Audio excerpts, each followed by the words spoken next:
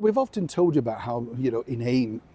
We've often told you, how inept the BBC are. I mean, it's ridiculous when you think you have all that money, you're running a corporation, you think you could get these things right.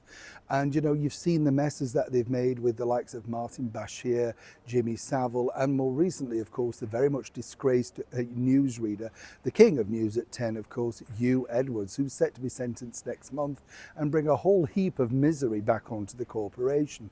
A source tells me, though, that inside that particular corporation, things are getting even worse, and apparently staff are not allowed to hire white staff, particularly middle-aged staff. And I would call the BBC out on that. If you want to question me, I'm very much ready to really reveal exactly behind the scenes on that stuff.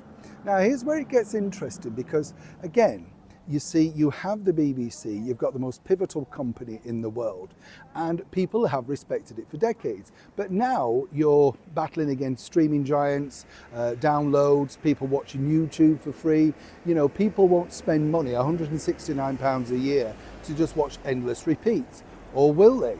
Well, here's where it gets really interesting, because we also have a channel over here called BBC4, a channel that they threatened to close down a couple of years ago because they needed to save costs. And it's very much like an arts channel, and it covers some wonderful stuff like Mary Beard doing the arts and documentaries and stuff like that. They're few and far between, but every now and again you can get a gem.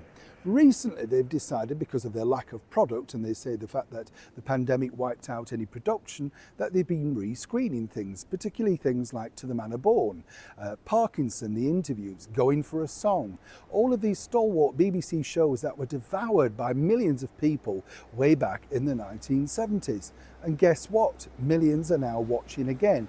They're actually rating better at points than BBC One and BBC Two.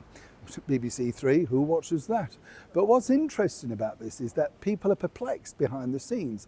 Now, the bigger situation is this. They're concerned that this is now highlighting to the public, the general public, just how far they've fallen in production standards and the quality of entertainment that they put out. You can see how this works.